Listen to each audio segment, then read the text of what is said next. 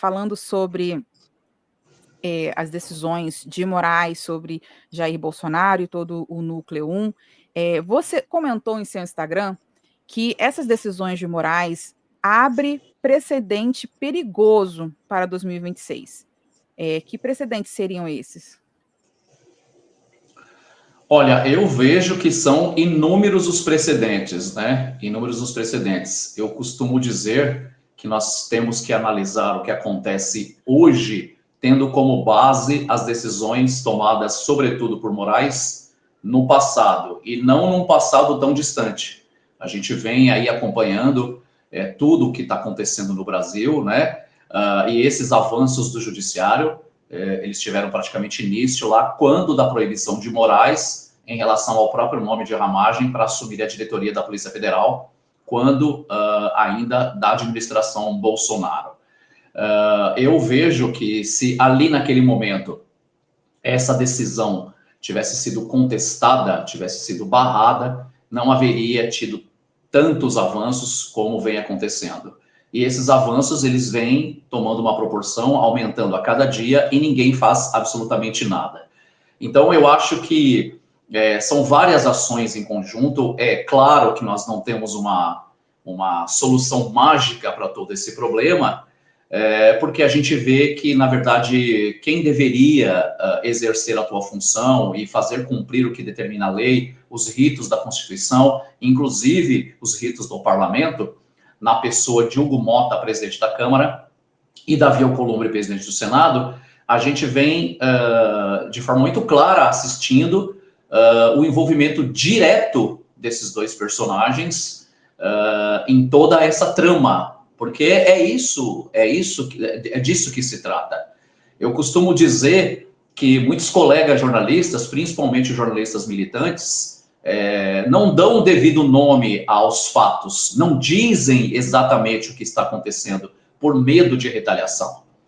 E o que a gente vem assistindo é uma trama. Esse grupo de pessoas, eu vou dizer aí, meia dúzia de pessoas, a maioria delas, com certeza, envolvidas em esquemas de corrupção, né, em vários esquemas. A gente sabe que isso acontece em Brasília, não é algo que tenha ficado claro para a população hoje, escancarou um pouco mais, justamente por conta da perseguição, sobretudo à direita, e, importante dizer, ao ex-presidente Bolsonaro, porque ele sinaliza, né, que vai contra o sistema, que não faz parte deste grupo, que não admite falcatrua, que não admite corrupção. Então, quando a gente imagina que poderes importantes, como a Câmara, como o Senado e como o Judiciário brasileiro, se alinham numa única direção, que é perseguir o maior líder político da direita do país, chamado Jair Bolsonaro, porque o que eles querem é exatamente isso, é tirar Jair Bolsonaro da cena política. Conseguiu tirar das redes sociais, conseguiu tirar dos eventos externos, das manifestações, e aí colocar o presidente numa prisão domiciliar. Vale a pena a gente sempre lembrar, de forma ilegal, imoral e inconstitucional. E agora, sem trânsito em julgado, né, porque o fato dele ter sido levado para a Polícia Federal por causa de uma possível violação de uma tornozeleira, por causa de uma vigília que o filho Flávio Bolsonaro queria realizar, né? E aí eles só buscam apenas um motivo. Então levaram ele para a Polícia Federal com essa desculpa, né, de que ele teria violado essas cautelares. Também não vejo legalidade nenhuma, né? Você aplicar cautelares a partir de um processo ilegal, e aí passa-se por cima novamente da legalidade, cometem outra ilegalidade, quando, sem ter o trânsito em julgado do processo que ele é acusado, assim como os demais réus, ele então manda com que a manutenção da prisão dele continue, né? Ou seja, ele não tem a possibilidade nem de recurso para ele poder ter a sua prisão ilegal domiciliar.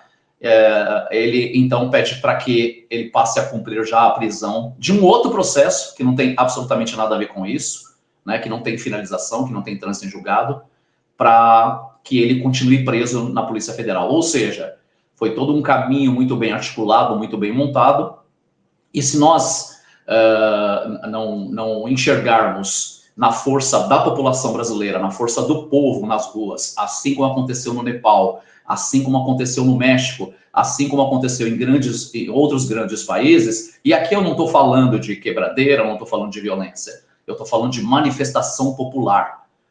A população brasileira precisa, de fato, entender, enxergar que o Brasil está sendo tomado por um poder paralelo, baseado em inconstitucionalidades e ilegalidades, em cometimento de crimes. E a prisão do presidente Bolsonaro nada mais é que uma cortina de fumaça para estancar o fogaréu que aconteceu com a prisão do Vorcaro, diretor do Grupo Master. É disso que se trata. Por trás dessas falcatruas do Grupo Master, do Banco Master, existem grandes nomes da política brasileira. Senadores, deputados federais e estaduais, inclusive políticos da direita, envolvidos até o pescoço nessa sujeira toda, assim como na roubalheira do INSS. E é exatamente isso que eles não querem. Eles querem manter o presidente Bolsonaro para que a imprensa militante dirija seu foco ao Bolsonaro e a população esqueça dos esquemas de corrupção do grupo do Banco Master, pelo menos neste momento, para que esses personagens não apareçam.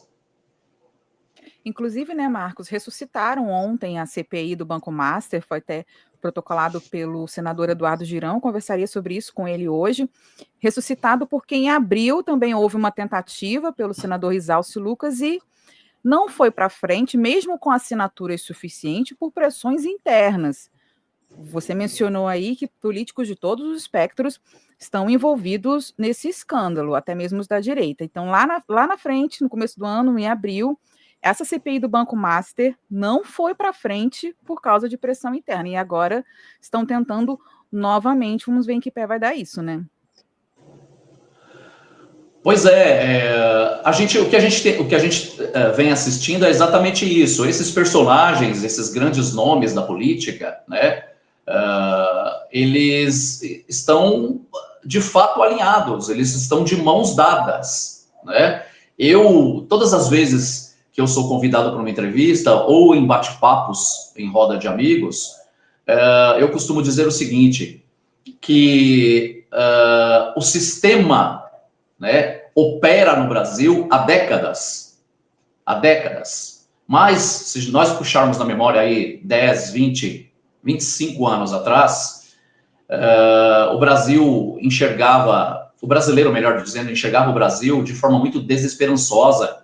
Não existia um envolvimento da população brasileira com a política, porque o brasileiro olha para os quatro cantos e não via nenhuma solução, né? A corrupção é um fato intrínseco da política brasileira.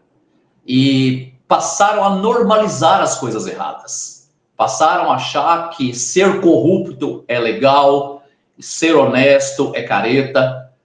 Passaram a dizer que ser patriota e lutar pelo seu Brasil é cometer crime, mas invadir terras alheias, como MST faz, não é crime. Passou a ser normal um presidente da República, né, o líder de um país, dizer à imprensa que, coitado do ladrão que rouba um celular para tomar uma cervejinha.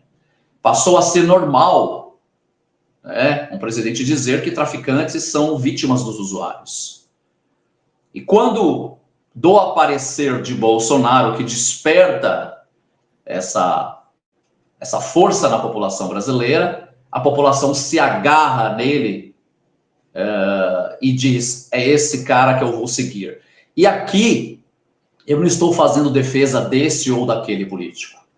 Nós, jornalistas, nós analisamos a política, pelo menos assim eu tento fazer durante toda a minha carreira, de forma muito serena e com isonomia. A gente dizer que o presidente Bolsonaro acertou 100% na sua gestão, não. Mas também é importante dizer que a gente nasce, começa a engatinhar, começa a andar, né? Existe todo um processo. Então, não é possível a gente exigir que o presidente Bolsonaro acertasse sua gestão em 100%.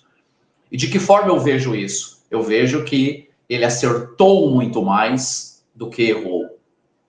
Então, por ele ter acertado muito mais, por ele ser um homem com carreira militar, por ele ser um homem que nunca esteve envolvido em esquema de corrupção, porque certamente, se estivesse, ele já estaria preso há muito tempo atrás. Então, eles vêm nessa perseguição absurda, né, tentando produzir provas, incriminá-lo com baleia, com cartão de vacina, com roubo, com furto de imóveis no Planalto, etc. Tudo aquilo que a gente já sabe. E não deu absolutamente nada, porque não existe, né, nada para que consigam incriminar o presidente Bolsonaro. Então, vamos partir por um outro caminho. Vamos tirá-lo da cena política, porque independentemente de o Bolsonaro estar eleito ou não, qualquer pessoa que ele indique, óbvio que o seu eleitorado vai segui-lo, né? Então, eu vejo que tudo isso, Monize, que tudo isso tem uma ligação muito grande, né? Eu acho que é importante que a gente ressalte que esses que estão aí de colarinho branco, de terno e gravata, muitos deles usando toga, são esses os principais protagonistas de tudo o que há de ilegal, de irregular, de inconstitucional que vem acontecendo no Brasil, com raríssimas exceções.